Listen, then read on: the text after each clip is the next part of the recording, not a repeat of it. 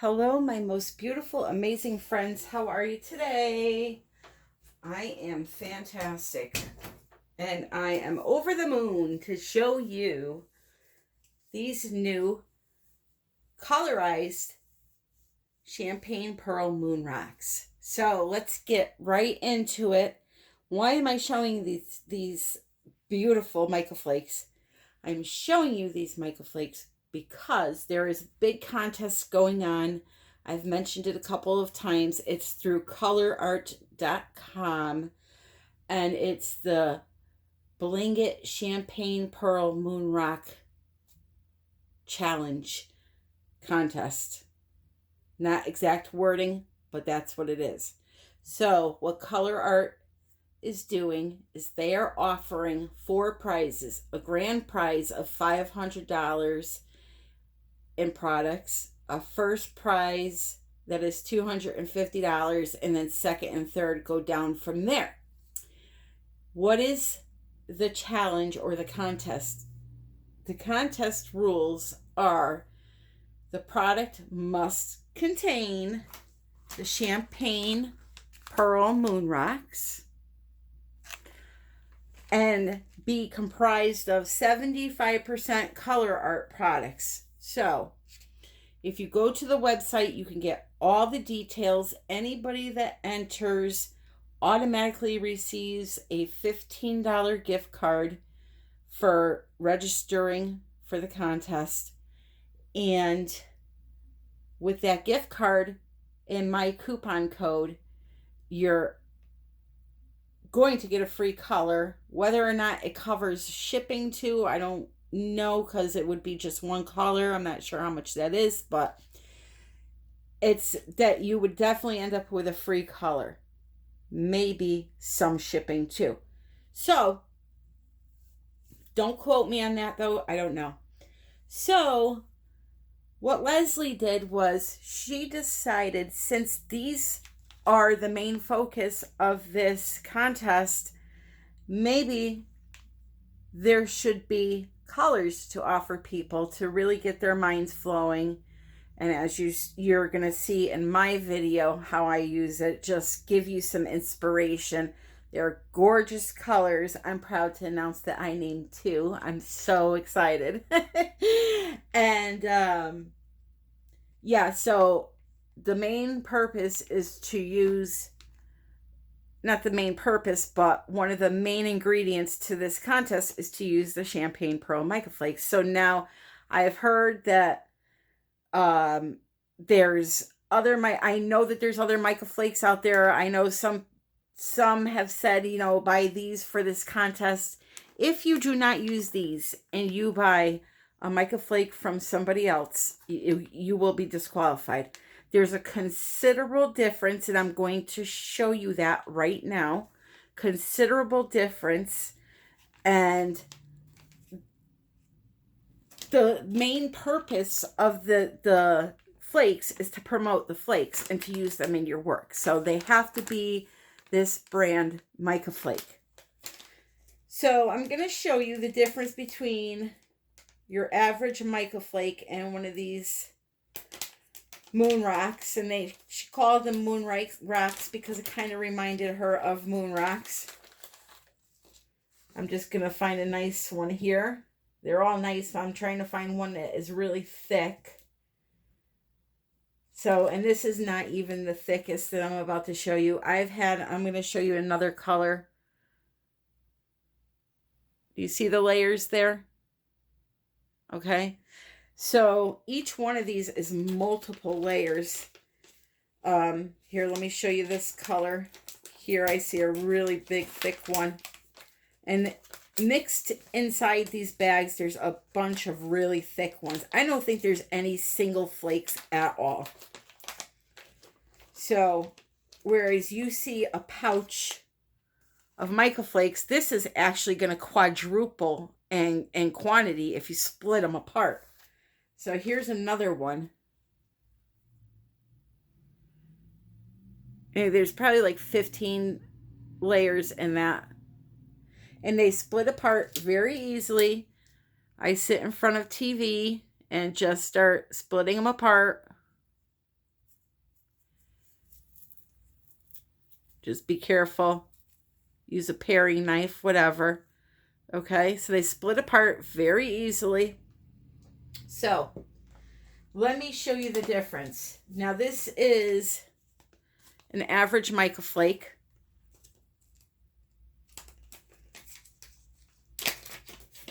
I'm going to pour some out onto my hand here.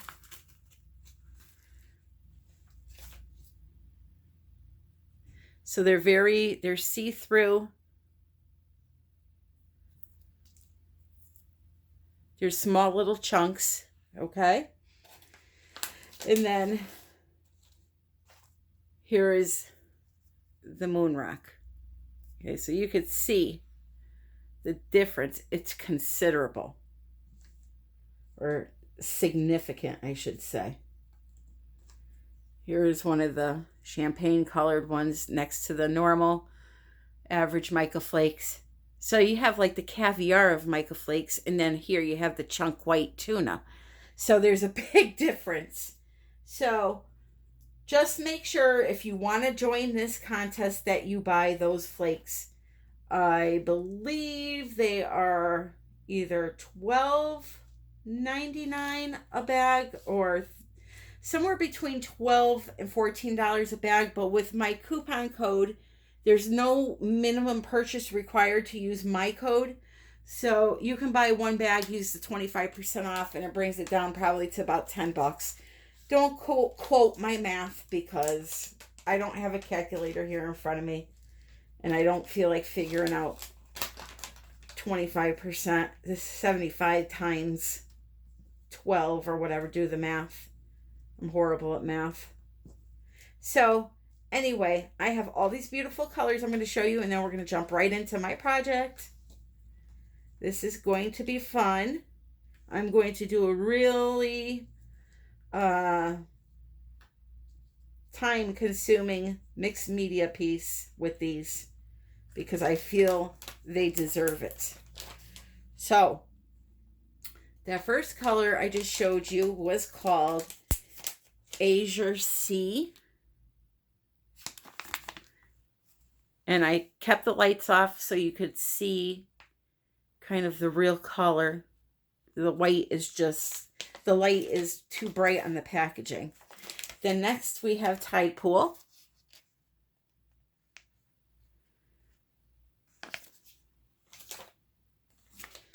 Pirate's Booty. And you can see like they have that distressed look on the edge. So these may be gold, but then you turn them and you get like a little brown and just all different colors. And a really good color where you see that a lot is this driftwood. I absolutely love this driftwood. It's very vintage looking and worn looking. Any mixed media artists out there, these products would be phenomenal for texture. There's like some rose gold color, or almost like a dusty rose or a mauve, and browns, and really, really pretty. There is a color here called Potpourri. And most of these do kind of remind me of Potpourri, just that mix of color. Very, very pretty. Now, she did make these. Look at the size of this one here. It's huge. And that one there, let me just pull it out quick. That one's a bunch of layers. Wow. I mean, look at these things. This is another one from that package. Layers upon layers. And they are so fun to split. Camera's having a hard time. All right, let me get the one I was aiming for. I'm sorry, I get excited over things like this. It's what happens when you get old.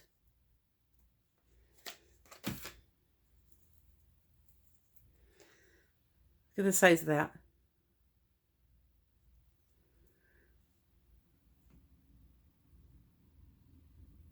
Darn, I do have a ruler.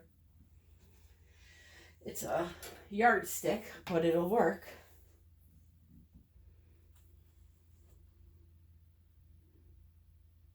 Almost 2 inches wide. 1 3/4 wide.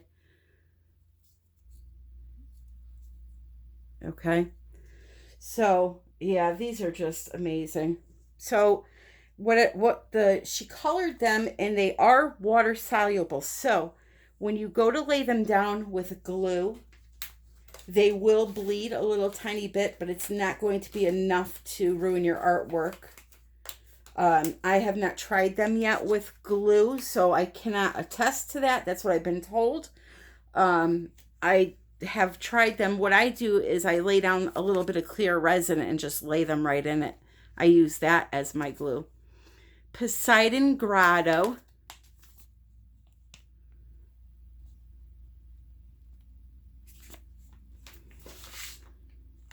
Rose Petal.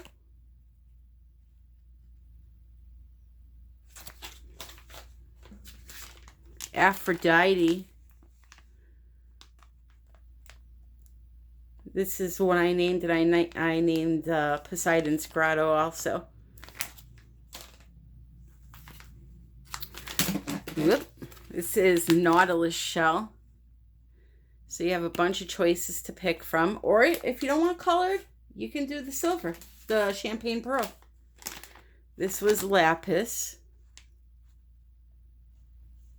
Nice blues and violet, it looks like, or purple. Very pretty. And then the last one I have here is Siren Song. So go on over to Colourarte, check out, go to the menu, go to the Bling It contest tab, and all the information is there. I believe you have to create your artwork with the moon rocks, and the artwork needs to be 75% Colourarte products. So if you don't have them and you only have the moon rocks, I mean, you could do a big, huge texture piece with the moon rocks. That would count as 75%, right?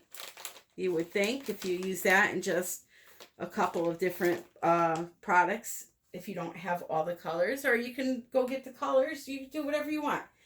It's a fun time, guys, to just try it out and to be creative. Now, I have here a 16 by 20.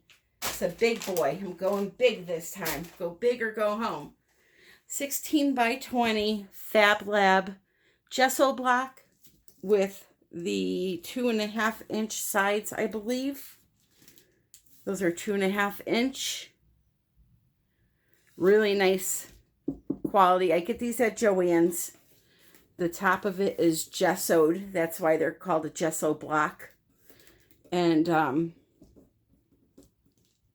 I get them at Joann's. You might be able to find them online at Joann's.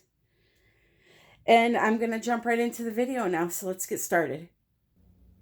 This is a very big piece, so some of the views may be bad, just to forewarn you. So what I have to do first, and I always get this question, is what did you do with your sides? I'm going to protect my sides because I love this natural wood, okay? So when the piece is done, and if I choose to coat the whole thing in resin, there'll be nice wood sides with resin coating. Or if I don't use resin, I will just leave them natural wood. So I'm not going to paint them. I'm not doing anything to them, but leaving them as they are. So what I need to do is protect them. And the way I do that is just by applying tape right up to the edge.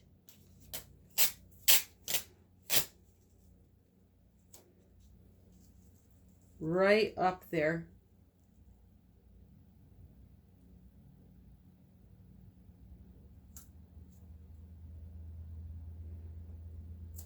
Take your time.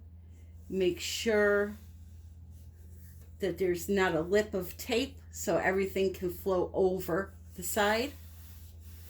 And what I will do is I will go around this whole entire piece 2 times with my tape. The reason I go around twice with the tape is because if something seeps under the tape, at least I have another barrier of tape under this top layer to hopefully stop it from grabbing onto the wood. Now, once I go around twice and I cut off the tape, what I do now is I go around twice. Sorry about the camera shaking. I go around twice. I place the tape like this and go around twice so that when I'm done,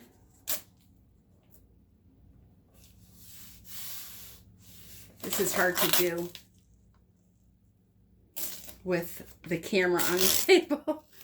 I'm almost done coating. I'm shipping out the last paintings this week, so I'll have my space back.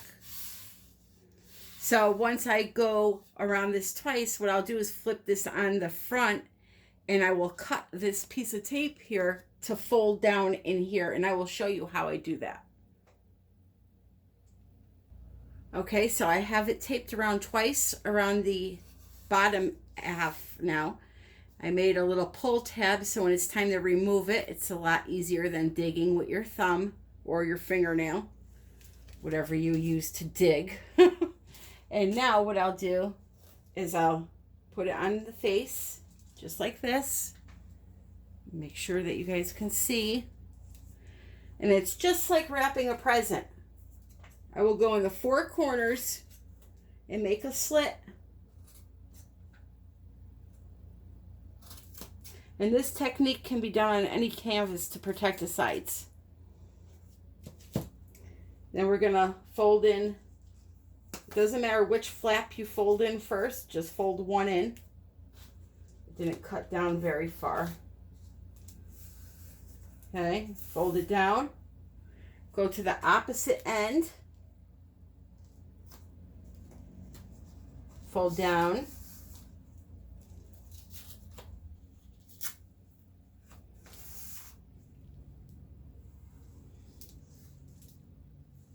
And then do the sides.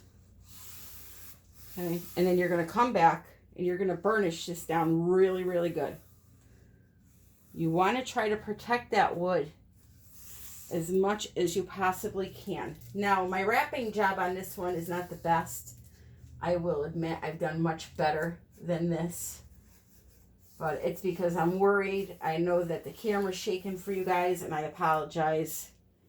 The view will get better after this. Okay?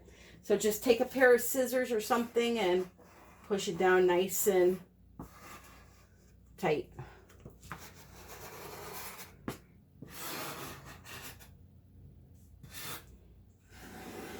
Okay, and then you could do that on your edges also.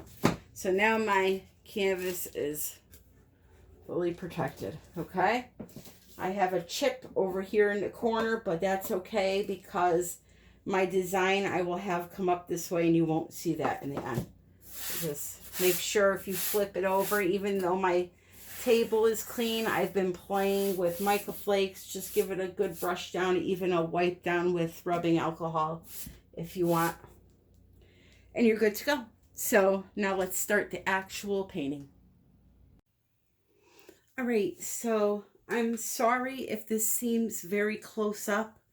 The issue is it's a big canvas and I'm short, so I can't raise my tripod any higher or else I can't see what I'm doing when I go to shut you guys off. So we're going to have to deal with it for now. So I have here some resin art colors that I am going to turn into alcohol inks. You can use these resin art colors with alcohol because they are formulated to be used in resin, and resin is alcohol based. The primary elements you can use with water to make some kind of a mist if you wanted to with those. But for the resin art colors, you need to use alcohol to dissolve them to use them for alcohol inks. And that is exactly what I'm doing. I've already mixed up 2 of my colors. I'm going to show you what they look like, or try to show you up close what they look like. I'm not sure if it will really translate through the camera, the shimmer. This is the Ginger Bloom. So it's a very shiny looking hot pink, we'll say. And then this one here is the new butterscotch color, which, as you can see, is a really shimmery, dark yellowish, goldish, butterscottish color. All right. Now, with those, I'm going to be using 3 shades of each color and blending them in. And of course, I already got alcohol ink on the canvas. Not a biggie. So I left 2 to show you how easy it is to make them. So this is the color called Pink Mink. I'm going to put some of it in the cup. Okay. And then I am using 99% alcohol because that is the one, besides 100% alcohol, that has the least amount of water. Now, I don't know, you must be able to buy 100% alcohol, I would think. I'll have to look into that. So anyway, give it a nice little mix around and it dissolves right away. And there you have a nice shimmery pink, okay? And then the other one I'm going to be mixing up is going to be Golden Autumn. Now the difference between the 2 lines, the Galaxy Diamond has the bright, bright sparkle, whereas the regular Resin Art colors have that metallic, shimmery look to them. So I'm going to put some of that in there.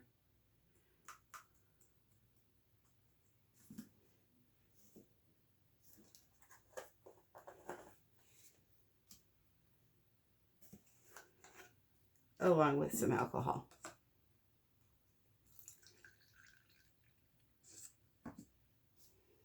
So now I have my own custom alcohol inks, and you can combine the colors to pretty much create the colors that you want. So that's a nice brownish, copperish color. Okay. I also wanted to use 2 alcohol inks, one from Pinata and one from Ranger, because I did not have the shade that I was looking for in the Resin Art. So I'm using, I believe this is Sponge Sugar by Ranger, and this one is Sunbright Yellow by Pinata. Plus, I wanted 2 colors that didn't have any shimmer to them. So I will be using those also. I have a little fine point applicator here if I need to add color to a little tiny spot, anything like that. And I also have here, I'm going to be trying this embossing tool.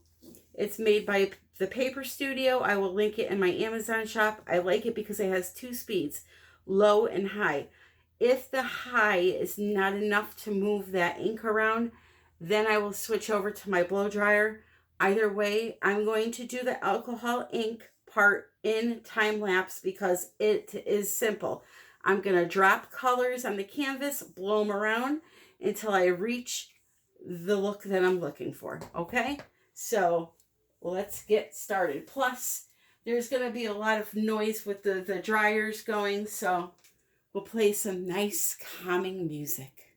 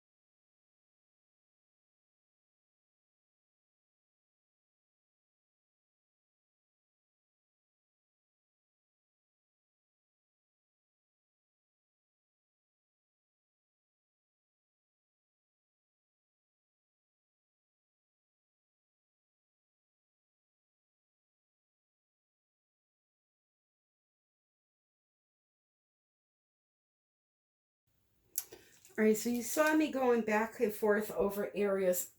This is why I don't like to use a heat gun of any sort to do alcohol inks, because it dries it so fast while you're moving it around that it's hard to get the effect that I'm looking for, which is like big, like this area here.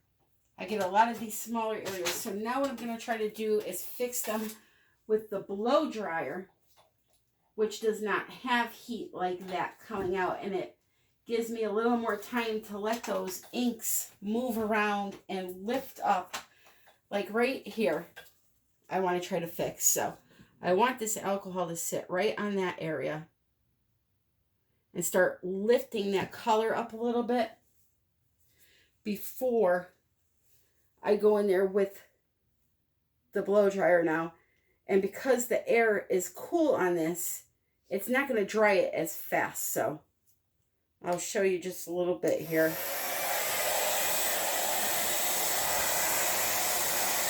See, and it's got a...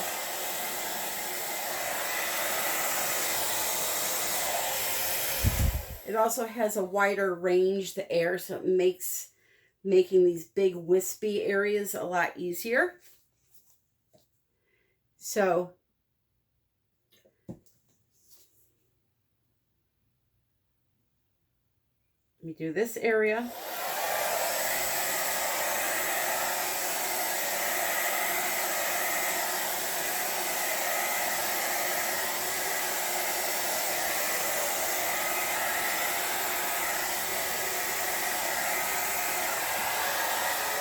I don't like hard lines like this right here.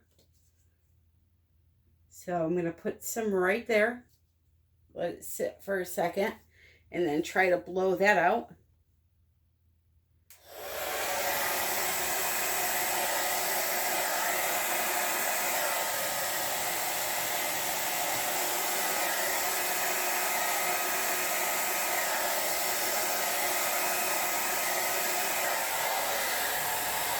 Again.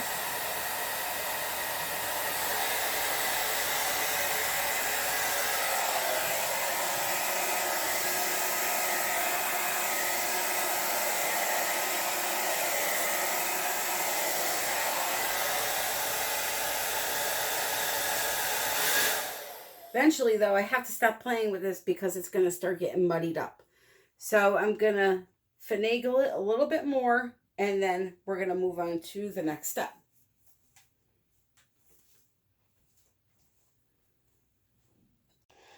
All right, so I'm a lot happy with it now, and I am going to allow this to dry overnight. I used a ton of alcohol on it, but I'm just going to go over it quick. It's still wet in spots, as you can see, but I want you to see the shimmer.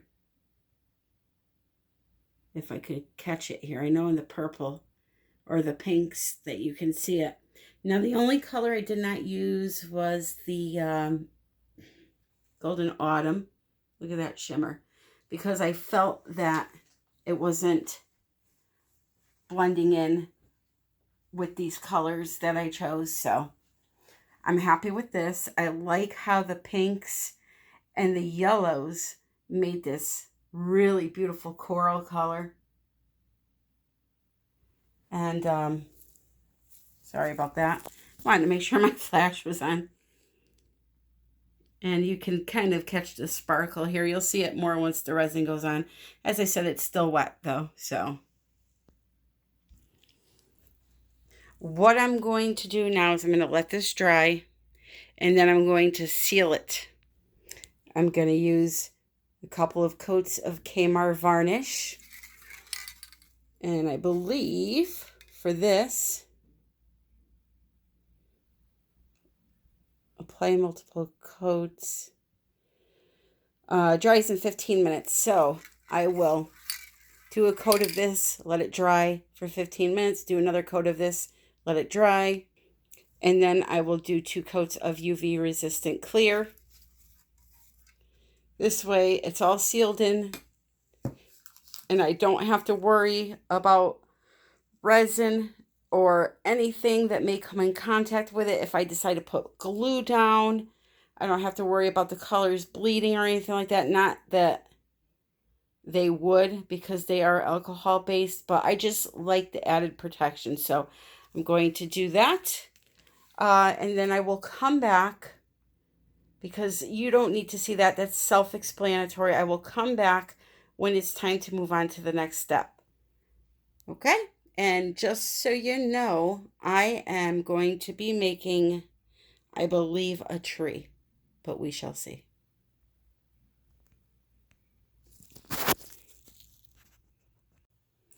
All right, so that's all dry. It's the next day. I've sketched on, very loosely sketched, a tree trunk with some branches. So what I'm going to do now, I'm going to take some heavy body titanium white by Liquitex, and I'm just going to paint my tree base white. Yes, you heard right, I'm doing white. Now, I'm not sure if this is going to be thick enough. I have an even thicker one by Golden. I can't really see what I'm doing with all the shimmer here.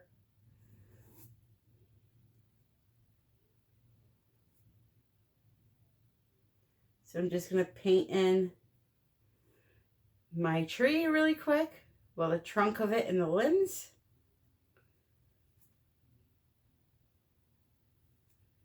And then we'll go on to the next step. I won't make you watch me do this. I have the trunk, a few branches coming out.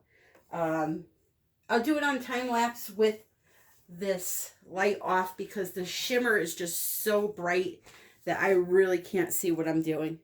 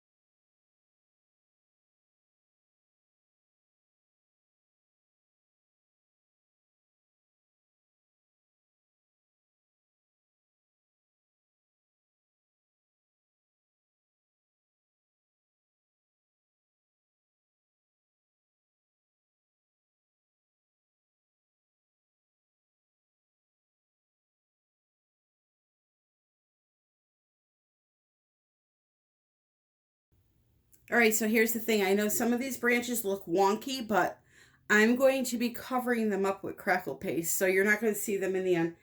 Also, notice how the alcohol ink is showing through. It's not showing through.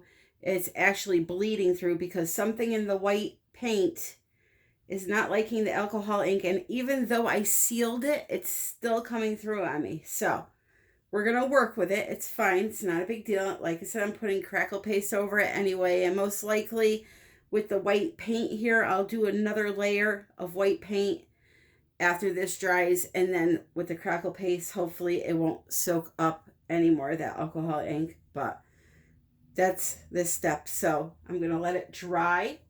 I'm going to paint another coat, and then I'll come back to do the crackle with you. All right, guys. So as you can see, the ink is coming through my white. I must not have sealed it as good as I thought I did, but it doesn't matter, because I'm going to cover that anyway. I'm going to use a product called Extra Coarse Pumice Gel instead of crackle paste. I'm hoping to get some texture on this tree so that when I eventually paint it, it almost looks like bark. So it's made by Golden. I will link it in my Amazon shop. And I'm just going to apply it with a palette knife or a popsicle stick, whichever I find first. It looks like it's going to be a popsicle stick. Oh, actually, here we go. Here's a bigger palette knife for the bigger areas. So it's kind of ground stone, I guess, maybe in it. Let's see if it tells us. It's a gray, 100% acrylic medium that dries to an opaque gray porous texture. Has a rough concrete appearance. So there we go. We're going to have a concrete look, which is good because that's what I am aiming for. I was going to do the crackle, but why not go with something different, right? So I'm going to just spread this out just like so until the entire tree, branches, and the trunk are covered.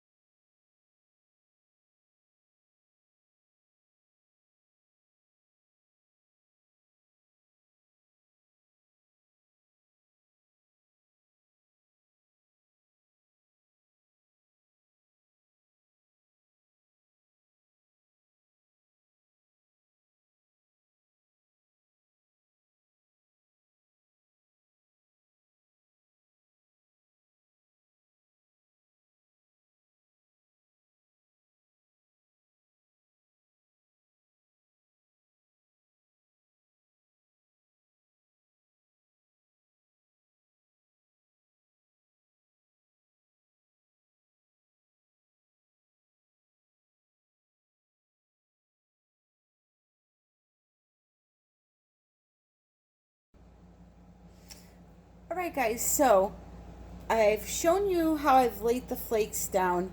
What I'm going to do now is I'm going to stop laying down flakes and I'm going to show you how I'm going to make these cute little mica flowers to put into our tree. Is that not adorable? Alright, so let me get set up. So the first thing you want to do is get a piece of watercolor paper. I'm using Arteza brand watercolor paper, and you want to draw a circle. Now this circle, the diameter is approximately, it is actually 1.5 inches. I have a little stencil here that I use. Draw on the paper like this, cut out the circle with a pair of scissors. Now I have a circle. Ta-da! Now I have a circle. So now what I've done is I've gone through my bowl of mica flakes and I've found mica flakes that are somewhat small enough to fit on the circle as a leaf. And also I have, if I can't find them, what I'm doing is I'm taking a pair of scissors and I'm literally trimming it into the shape that I need. Okay, now I don't want them to be perfect. I want them to be a little ragged on the edges and rough looking. So now here's the thing. These flakes, when you look at them, you know, you have a couple of layers that are really dark and then they become, the deeper in the center, they're a little more silver. So what I'm doing is I'm using the inside parts, these really silver areas, I'm slicing them out just like so. And I'm using the silver parts as the outside ring of leaves and then the darker ones for the inside. That's how I'm getting this effect here with the darkness in the center. Now, normally I know it would be reversed, but I just like that the silver is bouncing off of those colors that I already have down, and I have that little bit of darkness in the center.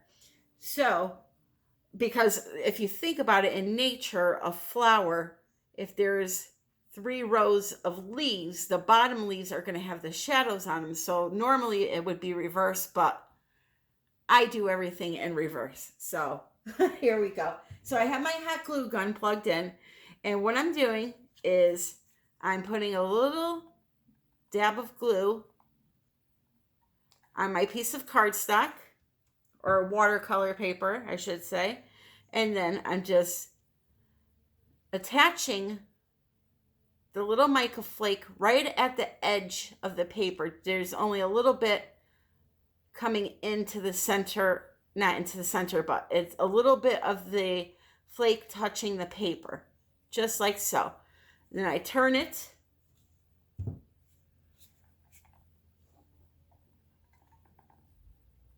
Put another little drop of glue.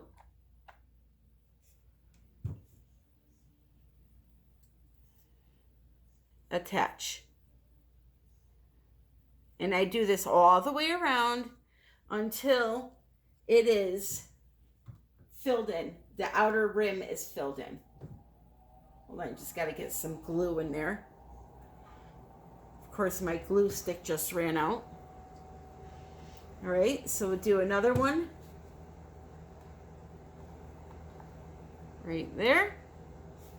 Don't worry about glue strings. If you have glue strings, you could take either your heat gun or your embossing tool and lightly go over it with some heat, and these glue strings will just melt away. They'll disappear. But you do that when you're done. So I am making 6 of these flowers. Nope. Yep, 6, I believe. 4, or is it 7? I'm not sure how many I'm making yet. I'm making a few. And then when it's time to attach them to my tree, I will also show you that.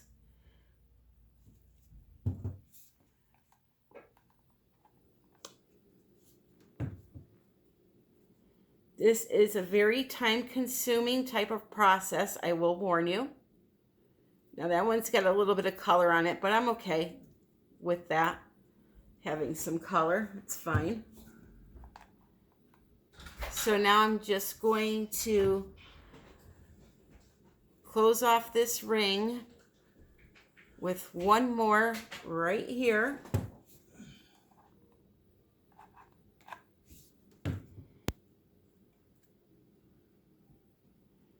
Just like so. And now we'll work on the center part. So now for the center, I'm going to use the darker leaves as I mentioned. So again, I'm going to put my first leaf in between these two. So I'm going to put the center of the leaf right there in between these two. That's where I'm going to start. This way, they're kind of, they don't line up. It looks more like a natural flower, if you want to say that.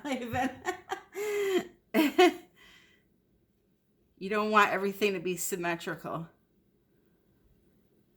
Okay, so that goes there. Then we spin it around. And they're not going to be perfect on here. What saves these is the little jewel that we put in the center. That's what really makes it, you know, all come together. So they're not going to line up perfectly. I just like to start that first one in the center of the two, and then I work my way around and kind of just place them where they look good, if that makes sense, my dears.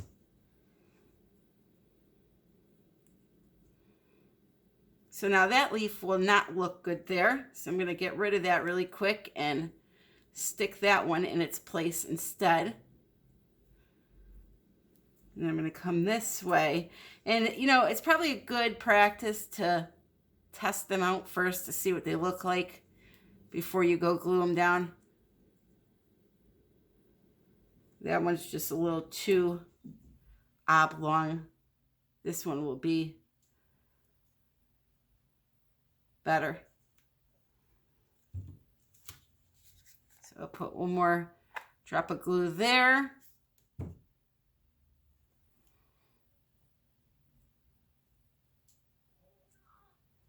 And put it right there. Indy. Got kitties crying and everything here. All right, so now we have the base of the flower. And you can even do more layers if you wanted to. But for me, 2 is enough. I'm going to take the glue gun. I'm going to put some glue right in the center there. I really need a new glue gun. And I'm going to drop my little baby bead.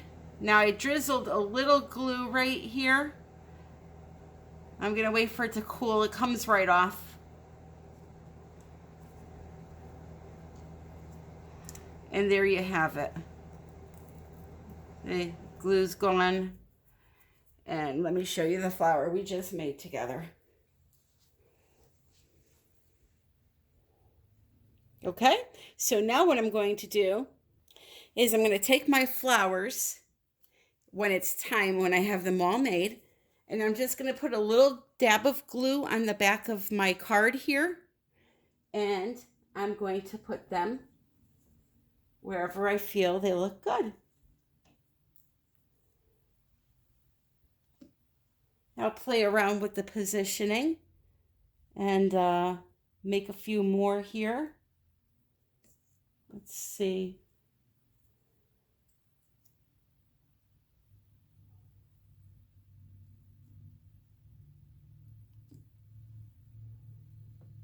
Something like that, maybe.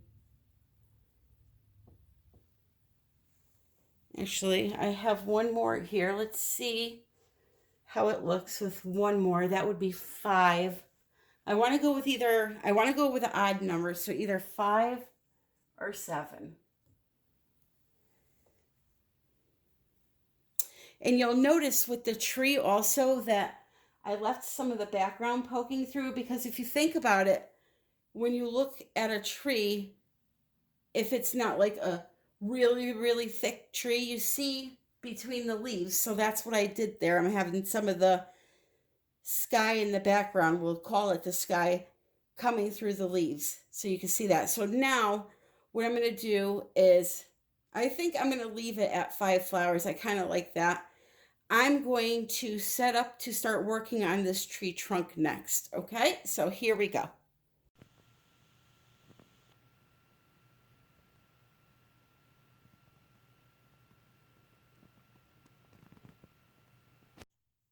So I ended up making 5 little flowers for my tree, and I'm going to stop working on the actual leafage part and start working on the trunk.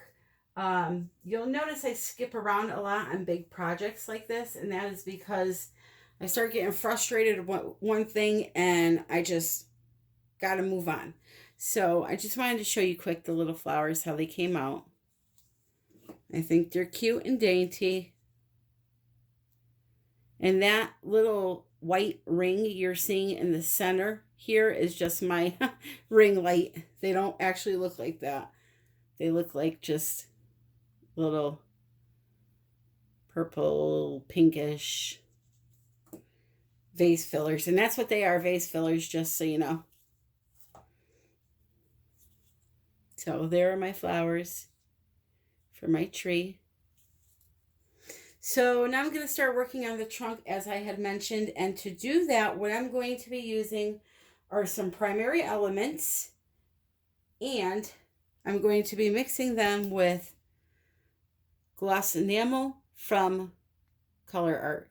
So I have a little tray over here. And it's going to be one of those things where it's kind of use what you're feeling. I pulled out some coppery brownish colors, gold, one deep red.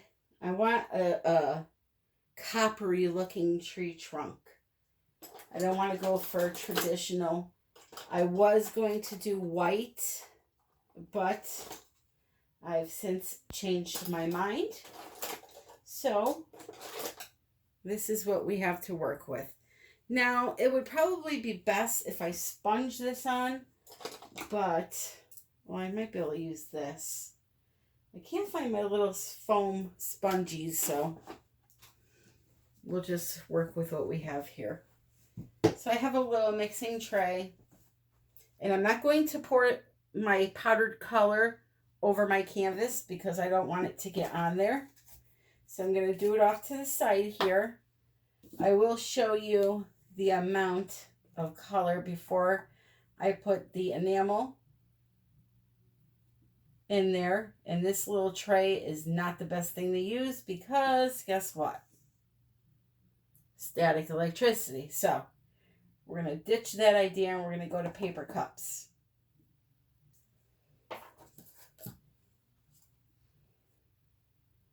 Which is kind of a pain because I don't need these big cups. But I don't have any small either out of those. Time to reorder. So we just cut these. All right, so this first color is called,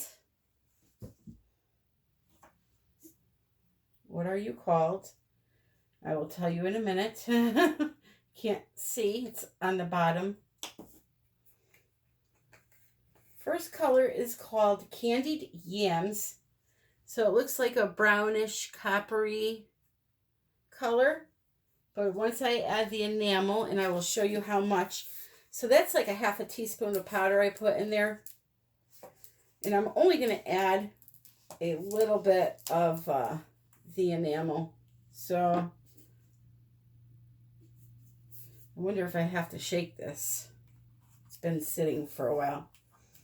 I'm just going to give it a quick shake, sorry. Just want to make sure it's mixed up in there. So I am adding, and I will show you before I mix it.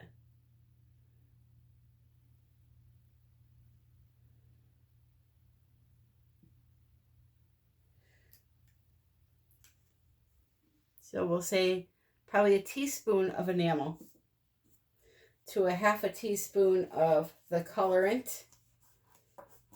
Now these are the same primary elements that you use with Polypore. You could also use them with the gloss enamel. And then just give it a mix around.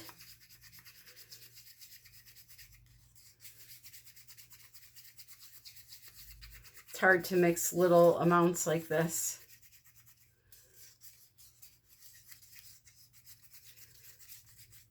And what you have here is a nice coppery, orangey brown color. And I will show you this on a piece of white cardstock so that you can see just how pretty it is.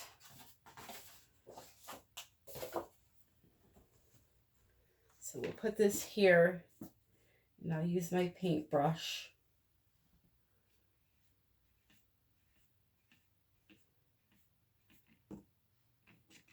To show you that.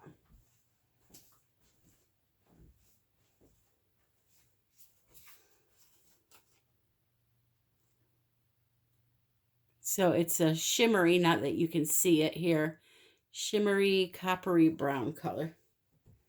So that is that first color that we're going to use. So I am going to mix up my colors. I'll do a little swatch card for you guys to see all of them.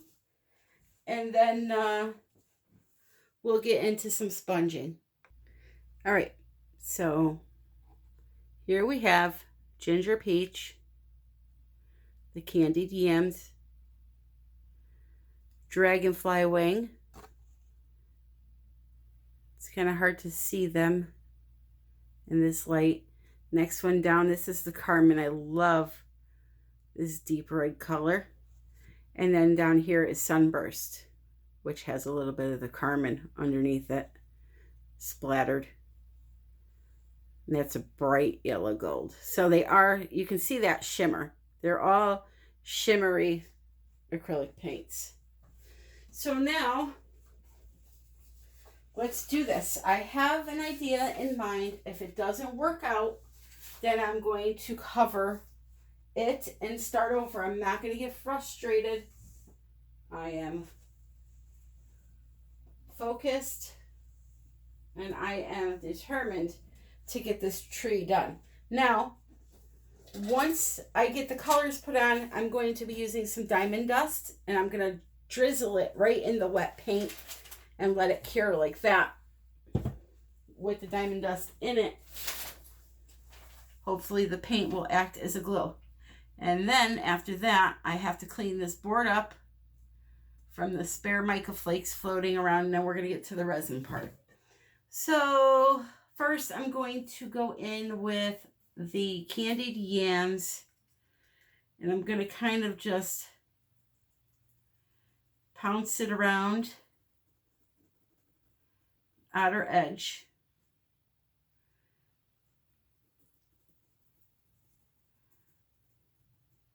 Make sure I cover up all of that pumice paste. I don't want any gray showing through. I was going to go with an all white tree, but decided against it. If this doesn't work out, I'll just paint over it white and go with my original idea. So I'm just trying to be a little careful around these flakes here. I don't want to be too messy. All right, and I'm going to kind of outline underneath of each branch with the darkest brown that I have, or shade of brown I should say.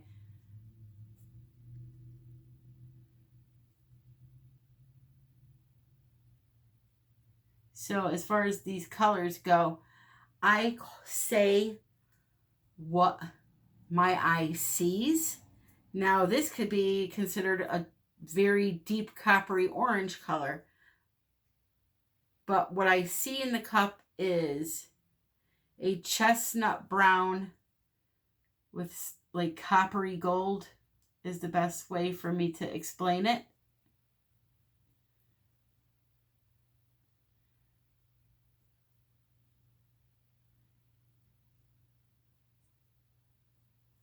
There we go.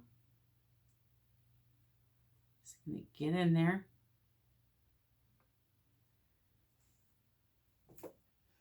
And what I'm going to do now is I'm going to switch over to time lapse because this is going to be a lengthy process, but you will see me. It's basically just adding the color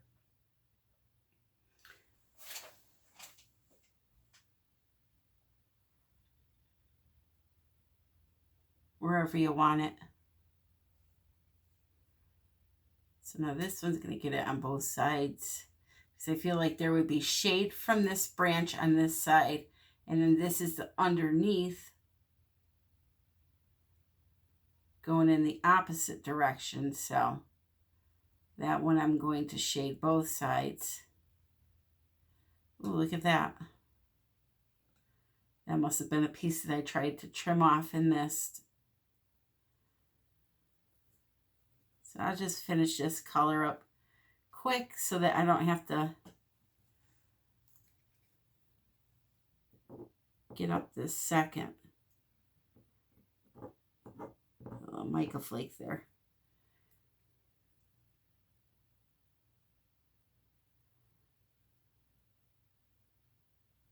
All right. Then we'll come up this side.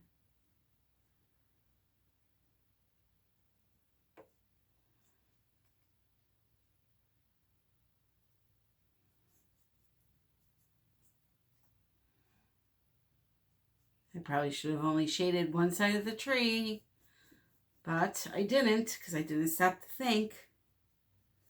That is one of my biggest pet peeves about myself, is not stopping and thinking. I just keep going, going, going. So I'll work on blending that in with some other colors. I guess it all depends on where the sun's coming from, right? So in this painting, you can say the sun is coming from this area. So where would it cast the shadow? That's what you have to think of.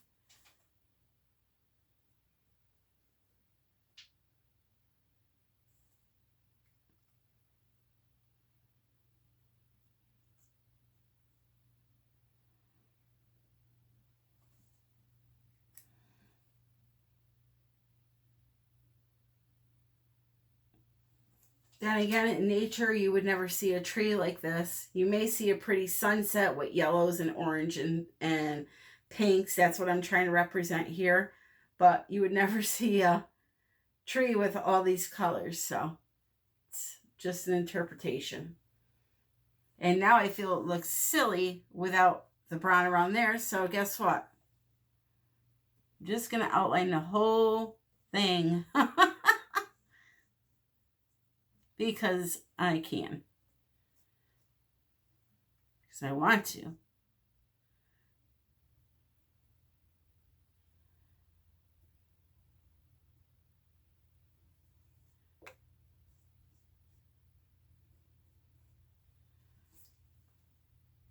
Why not, right?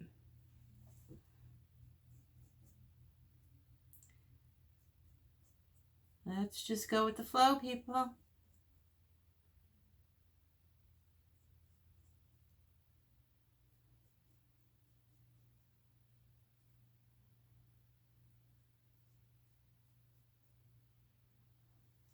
Okay.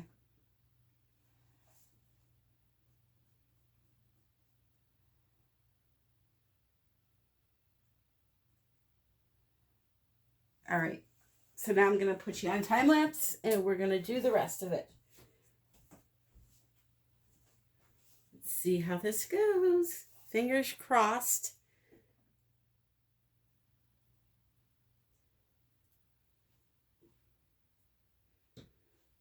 Okay.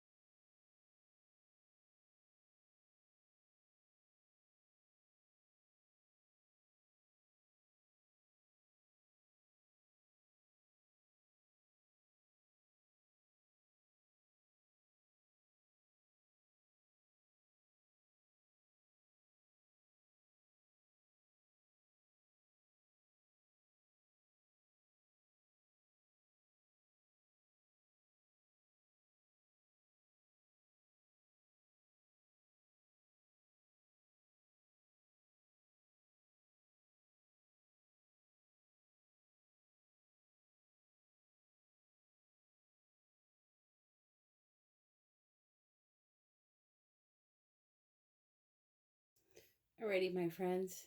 So, saw me do the tree. I'm happy with it. So it's wet still. And what I'm going to do is take my diamond dust and just lightly sprinkle it onto the wet tree. And then I'm going to attach my flowers and we're going to let it sit overnight again. So here comes the diamond dust.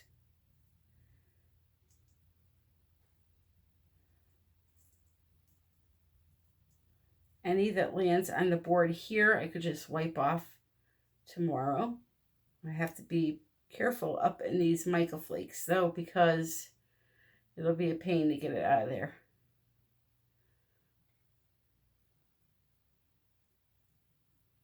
So I'm going to put the flowers on, and then I will assess my leafage to see if I like the way it looks, if I need to add or alter. I will do that with you all tomorrow. I'll just show you really quick how I'm attaching the leaves, or the flowers, I mean. So I am getting some diamond dust in between these flakes. I'm hoping, this is really hard to do, I'm hoping that when I tip it, they'll just come off. Anyway.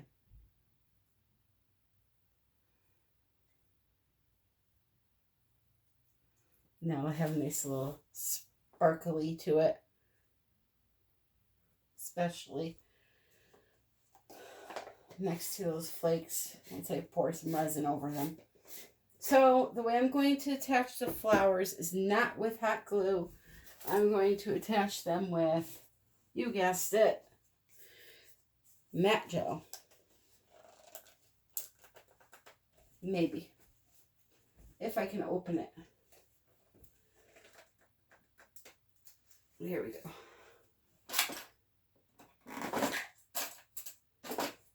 So I'm going to take one of the flowers.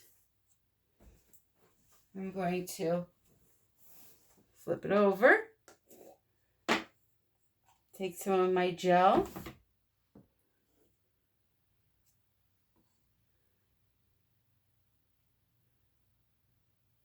And then I'm going to stick it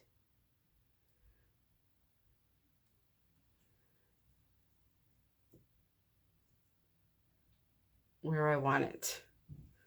So we have one there. I think I remember I wanted to put one here because I didn't like the way the flakes were here. Yep, that was one.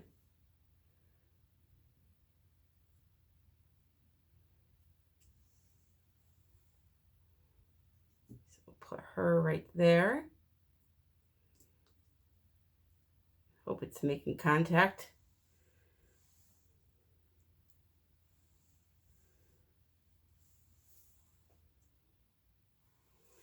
Then I wanted one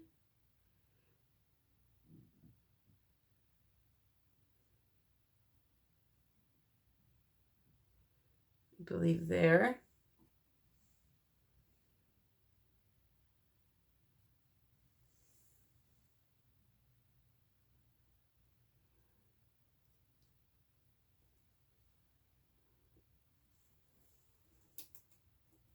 Oh, and I just ripped my bead off of one. So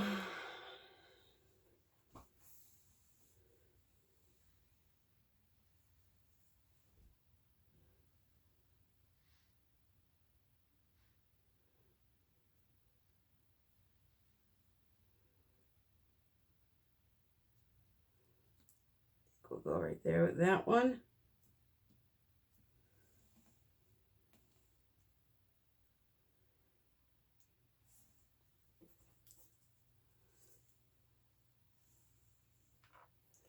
Phooey. I'm just going to reattach it with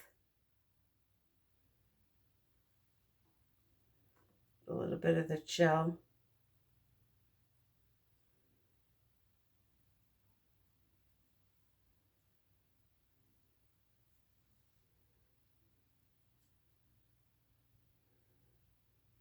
Again, this is just a temporary fixative so that when the resin goes on, it will definitely be permanent.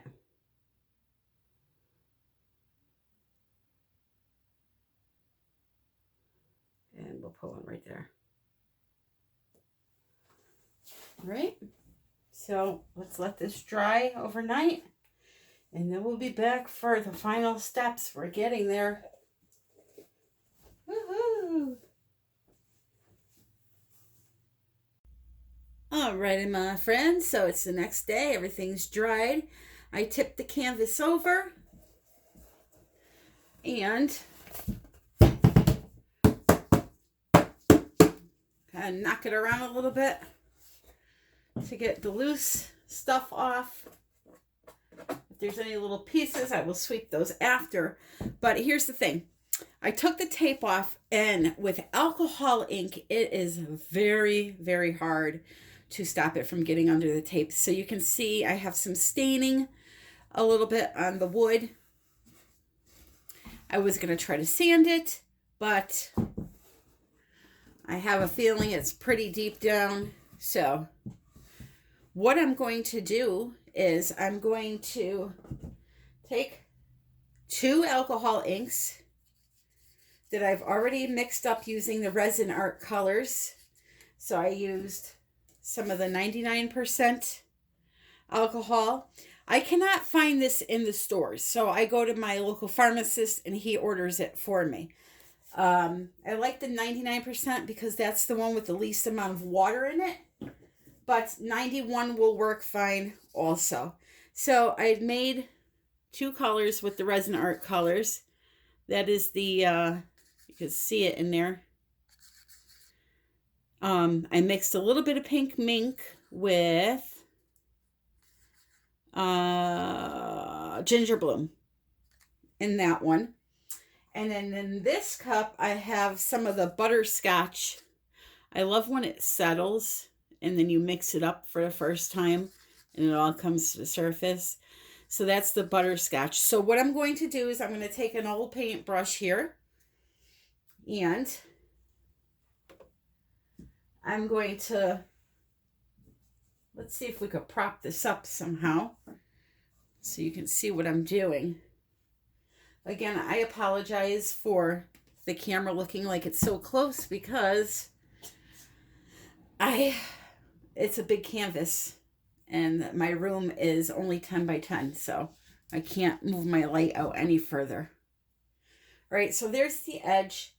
I'm going to take the 2 colors and I'm going to brush them on and try to blend them to fit in with the painting itself. And I'm going to do that all the way around, but I wanted to show you just a little bit so you can see what I'm doing here. I like when the pink hits that yellow color, the butterscotch color. Kind of makes like this reddish orange color. I absolutely love it. So I'm going to do this around the entire board, all 4 edges, until I get it to an area where I'm happy with it.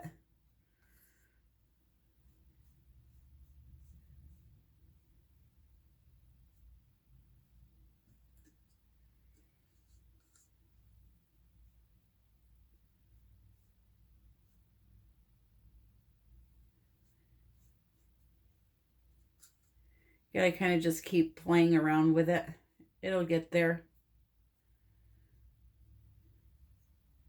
I just didn't want to have ugly edges on this, so now they'll blend in with the painting and everyone will be happy, including me. Just kind of smush it on there. You could get your heat gun out or blow dryer, whatever you're using, and dry it.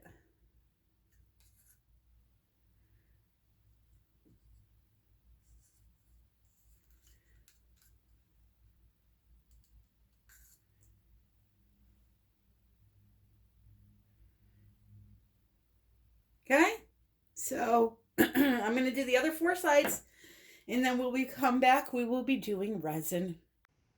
So I have you guys outside. It's a lot brighter out here.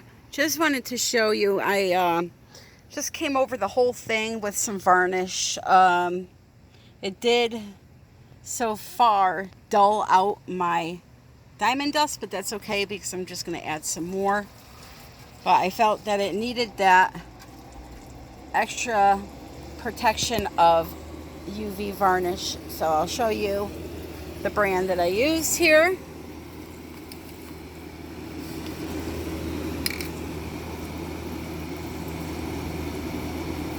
A varnish, it's a coating just to protect your colors in your work. So I literally sprayed it everywhere, flakes and all. So now what I'm going to do is I'm going to let this dry, and then we're going to coat it with the resin. Alright, so everything is dry. I have 16 ounces of resin mixed up. I am using the KS resin again. If you guys haven't checked it out, go check it out. It is $70 a gallon.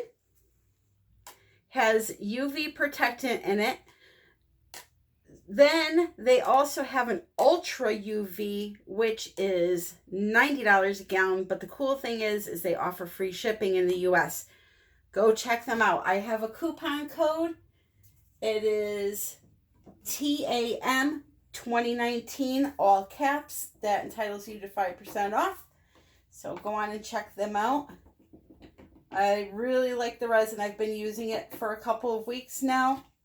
It is cost efficient, and per the website, no yellowing should be occurring, and I get over 45 minutes of work time out of it. Now, I'll mention this again because it's worth mentioning. If you use something like acrylic paint to color your resin, no matter what quality resin you buy, it is going to thicken up fast on you. It's just something that happens with acrylic paint. But if you're using micas or pastes, things like that, then you're going to get that long working time. So I'm going to just start drizzling this on, and you're going to see everything come back to life now. Now, it's not going to be totally submerged, but a lot of it will be. So I guess in this case, I'm using the resin as a gloss just for the painting. And I don't think it would look too bad with those flowers that I made sticking out of it. But if it does, then what I'll do is I will build a dam around the entire piece with tape and cover everything. But I don't want to do that because it's costly to do, and if I end up selling it and the person tells me they want it dammed, then I will. But for now, we're just going to go with covering as much as we can. So you can see those flakes coming back to life now. And I will probably take a brush here in a few minutes, an old brush, and literally sponge some resin onto the flowers and the tree to give them life also. So I'm just kind of spreading it out here. I'll go up to the tree. Just kind of coating even the flakes that are sticking up higher than the other ones. Everything's going to be shiny. Whether it's submerged or not is the question. I'm also toying with the idea of adding a few flakes down here, kind of like foliage that has fallen. But let me not get ahead of myself. Let me just cover this up here and then work on that after. I like to get ahead of myself sometimes. I do apologize. So as for the sides, I don't have them taped. I finished putting the alcohol ink all around the sides. I'm just going to let it flow over the edge, and then I'm going to use my hand to rub around the edges and to coat those also. I do have the underneath taped, but not the actual sides.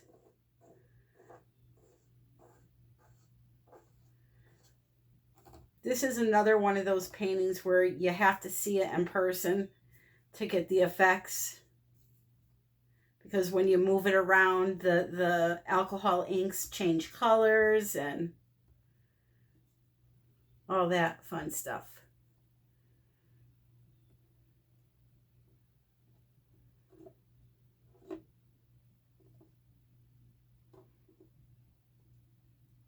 So going right up to those branches. Right along the trunk. And then we're going to go in here. All around the flowers.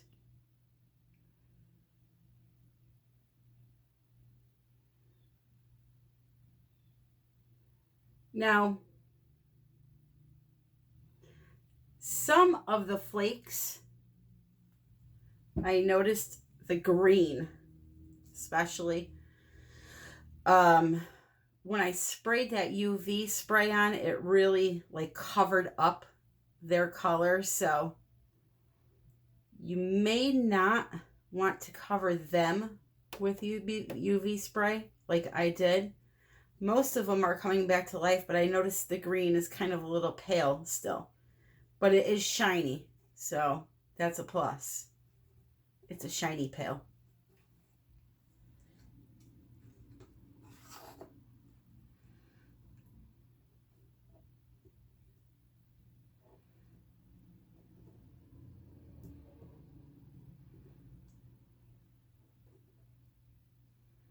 So the most important thing is to just take your time.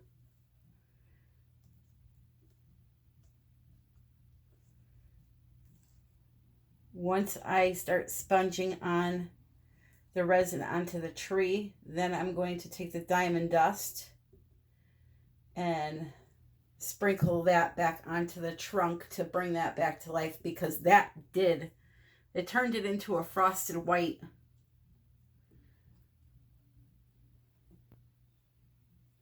You know, the thing is that I didn't need to spray that spray all over, just on the alcohol parts, but because I did it the first time and I didn't do it good enough and the alcohol inks were bleeding, I had to do it again, and I had already put the flakes down, so that's why they all got it. But there's really not much harm done, just that one color.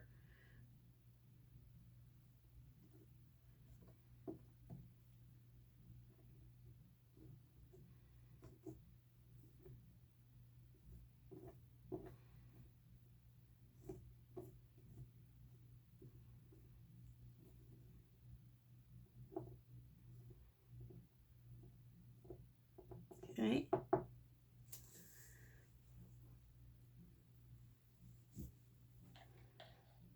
So I'm going to pause the camera, and then I will bring you back for the sides and the flowers in the tree.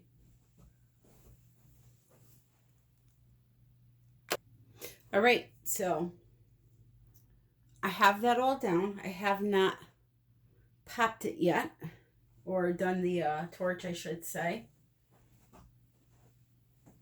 So what I have here is a very old brush. What I'm going to do first is the trunk. Just going to put some on there. And kind of just paint it around,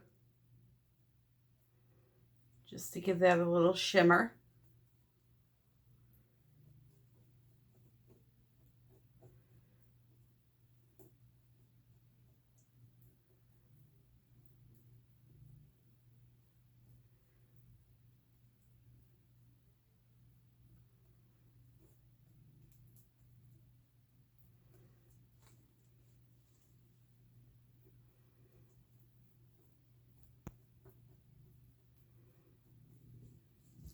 A little bit more.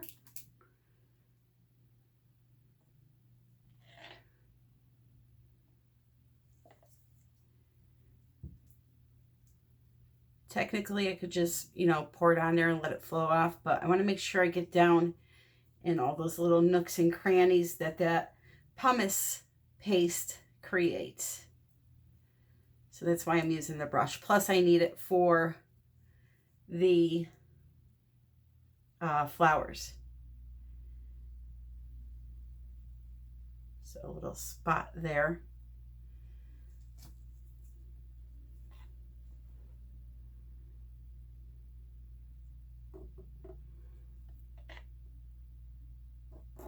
Okay.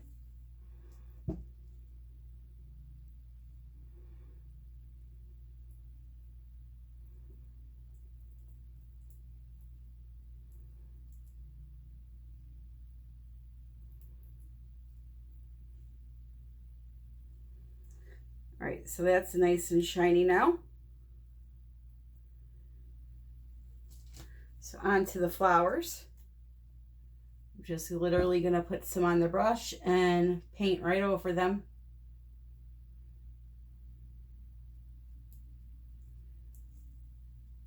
Make sure I get underneath them.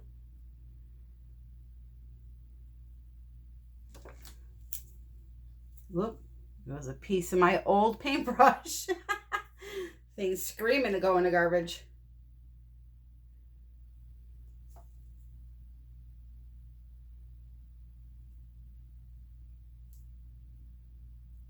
Alrighty. So that's that pretty guy. You know, for the heck of it, we're going to go right over that too. Just like so.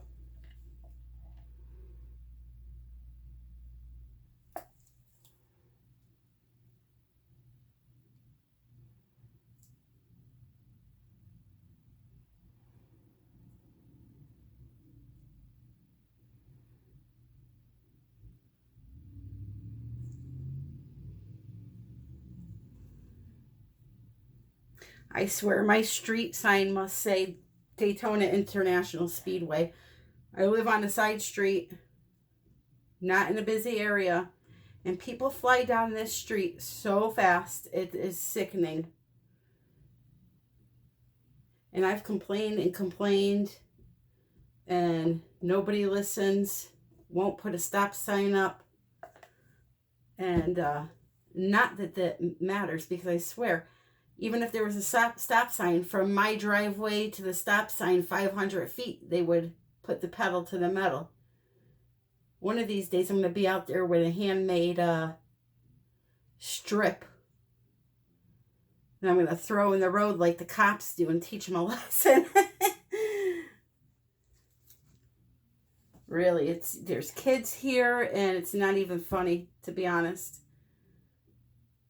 And then I have this one guy that lives behind me who is such a nuisance. It's a young kid, and he has one of these turbo engines that are really, really annoying and loud. It's not even like a, 60s hot rod cool kind of sound. It's wing, wing, wing. And he sits out there and he revs that thing. I swear, this is no lie, 3 times a day for about an hour each time.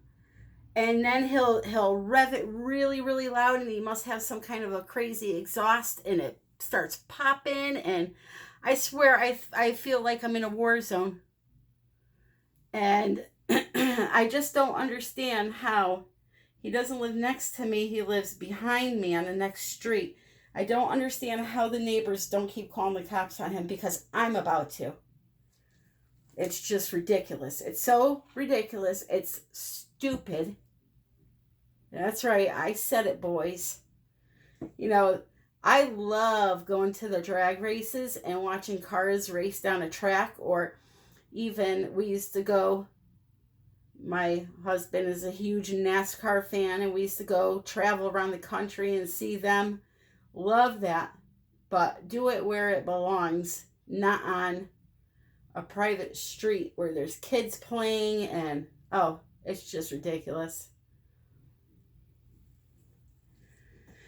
All right, so that's done. So now I'm going to do the sides. I'm going to show you how I do the sides. So remember, we alcohol inked them, and I should probably change my glove. I didn't even realize there was a hole in it. So they were alcohol inked and dried, and then I sprayed that UV protectant on them. And by the way, that stuff dries really quick. Like before I could get it in the house, it was dried like 10 minutes.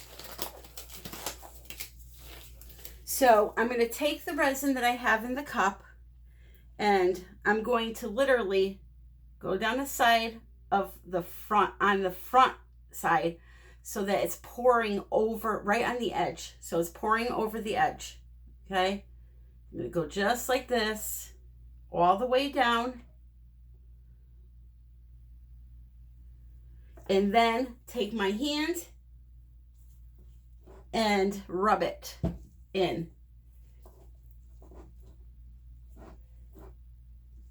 That is how you get nice, clean sides. You paint them first, whatever you want to paint them, and then just let some resin go over the side.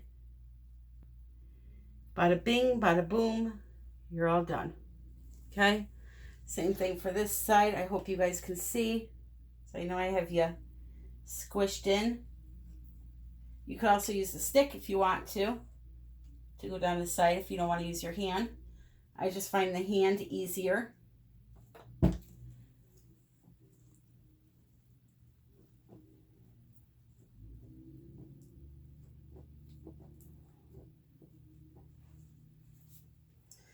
Right, then over here in the front,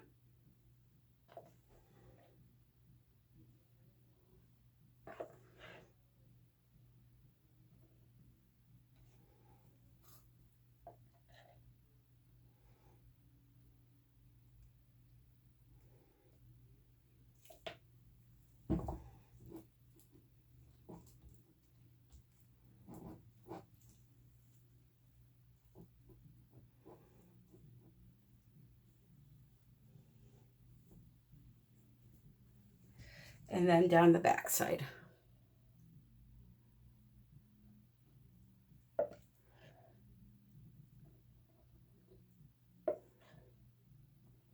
Can't really see what I'm doing here, but let me pull this out a little bit so hopefully you can see. Okay, that's all done. Everything is nice and shiny. So I'm going to look to the side here to see if I missed any spots, and I can see one here that I missed. You got to kind of get low and look in there. Use the glare coming off of the lights, the windows, wherever you may be, to see if you missed any spots. And believe me, they will show up. Hair too, that's a good way to find it. All right, so I'm going to put that to the side for a minute, take off my gloves and torch, and then we're going to put our diamond dust back on. Torchy, where are you?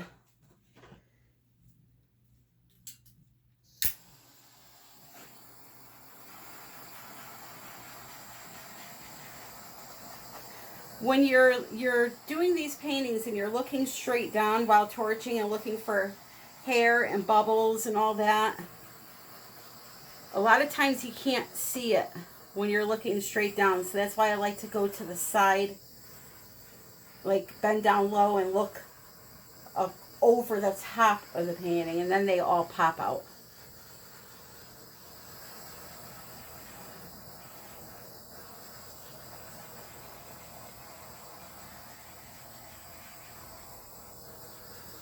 Another thing that helps too, believe it or not, even looking to the side, sometimes you'll miss a little piece of dust or whatever. If you pick the painting up and tilt it around carefully under a light, you'll be able to see more too. These are just things I do.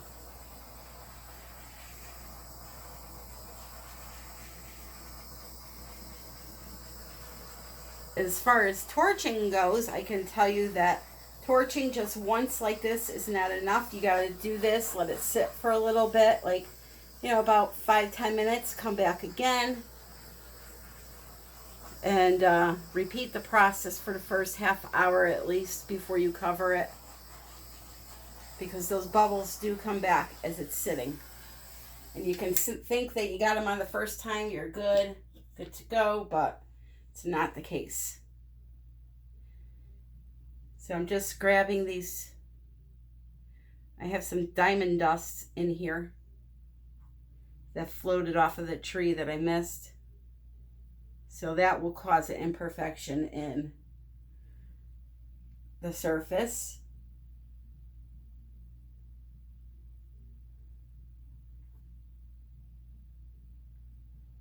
As will dust and everything else.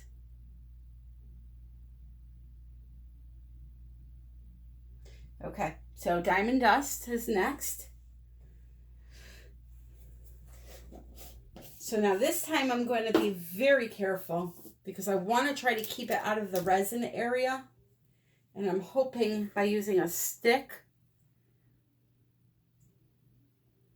that I'll be able to achieve that.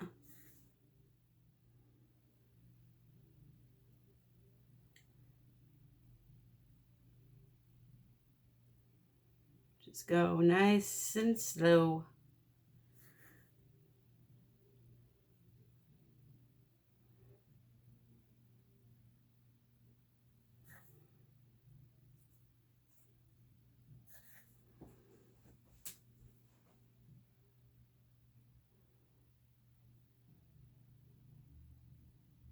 Oh, I missed there.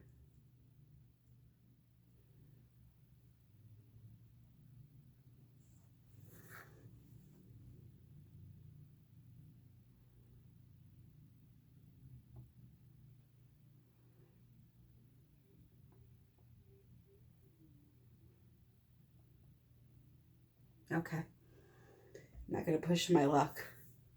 Maybe just a little bit more here. It's so bad.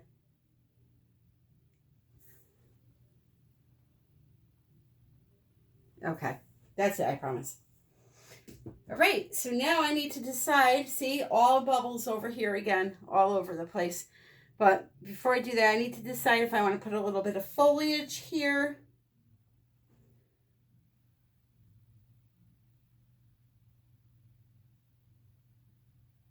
You know, I want to and I don't want to, so let me pause you while I think about this. Somehow the simplicity of it is pretty, and I don't want to ruin that. Okay, so for now, what I've decided to do is just leave it be. If in the future something comes to me, maybe I'll add a little something down here. But I kind of like the simplicity of it. Let the tree be the focal point, you know. I am going to take a little diamond dust and just sprinkle it all over the place up in the tree area here. Just to give a little bit of sparkle when you move it around. Not much, just a little tiny bit. You might not even see it.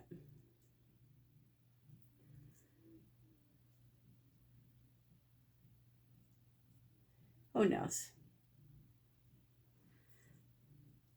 Either way, this will require a second coat of resin because some of the flakes, as I said, are sticking out still. So it doesn't matter if the diamond dust causes imperfections in the finish to begin with, because it's going to get another coat. So there you have it. I'm going to give you a close-up now. We are going to call this Dunzo. Yes, we are. And I'm going to give you a quick sneak peek at what I will be creating and releasing in the next few days. And I think you guys are going to like it. I'm going to count on the natural daylight from the window, even though it's dinner time. Just so you can kind of get a gist of the colors because I think you see them best in this lighting. And the green leaves I was complaining about came back. Look at that. They're green again. So it didn't end up affecting it after all.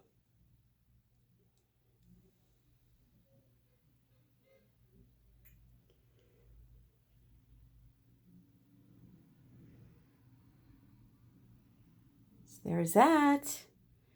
And my tree, you can see the diamond dust sparkling